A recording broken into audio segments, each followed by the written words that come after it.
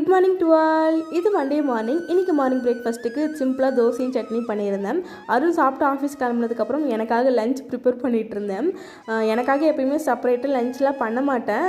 Arun ஆஃபீஸ்லேயே சாப்பிட்டுப்பாங்களே, so அதனால தான் இன்றைக்கி வந்து கொஞ்சம் கருவாடு குழம்பு சாப்பிடும் போலேயே இருந்தது. ரொம்ப நாளாக சாப்பிடணும் போலேயே இருந்தது. பட் இன்றைக்கி வந்து செஞ்சிடலான்னு சொல்லிட்டு அதுக்கு தான் ரெடி பண்ணிகிட்டு இருந்தேன். இந்த கருவாடு வந்து அக்கா சென்னையிலேருந்து வரும்போது எடுத்துகிட்டு வந்திருந்தாங்க எனக்காக. ரொம்ப நாளாக செய்யணும்னு நினச்சிட்டு இருந்தேன்னா, ஸோ இன்றைக்கி தான் செஞ்சுருந்தேன். ஏன்னா அருண் கருவாடு மீனெல்லாம் சாப்பிட மாட்டாங்க. ஸோ எனக்காக மட்டும் செய்யணுன்றப்போ யோசிக்க வேண்டியதாக இருந்தது. ஸோ இன்றைக்கி செஞ்சாச்சு.